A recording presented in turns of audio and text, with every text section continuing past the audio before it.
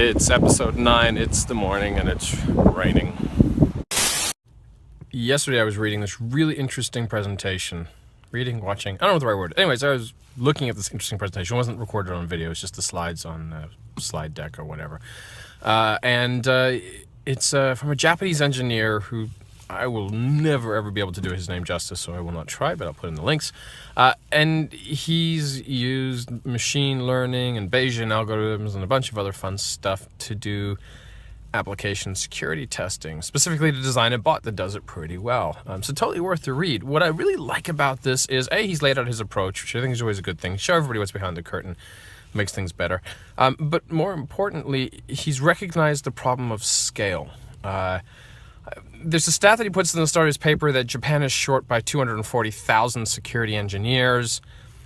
That sounds like an awfully large part of the population, but okay, fine, it's a number. But he's recognized that because of the shortage that he needs tooling to detect problems so that they can resolve them. And that's like a really good way to say, hey, we can't scale. We're not going to get enough people to solve this problem, so let's get machines to help us.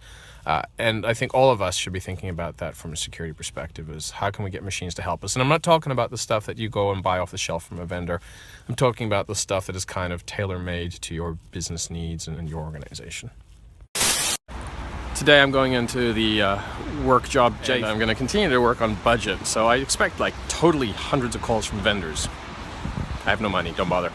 But one of the line items I was thinking about in my budget, and this is kind of a philosophical question for me, is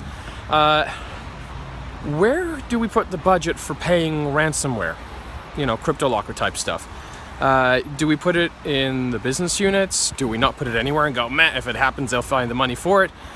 Or do we be really good risk professionals and say, let's put a contingency budget in place so that in the event that something happens, we can be there to help our business.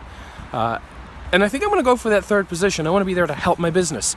And so can I predict how many times it'll happen in the year?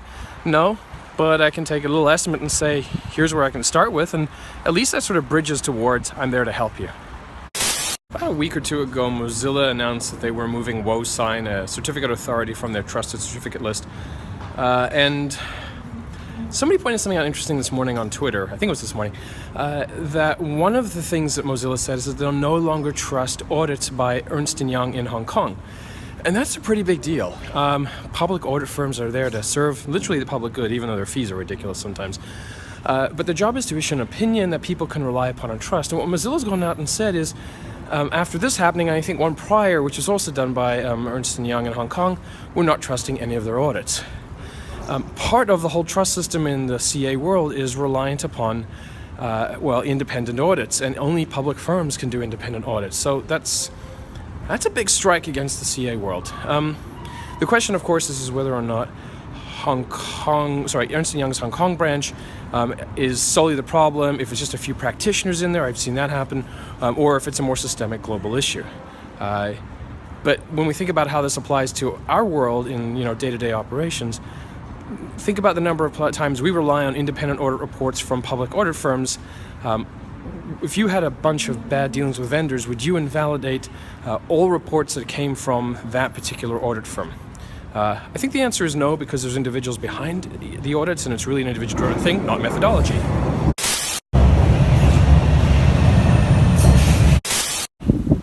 Have a great day.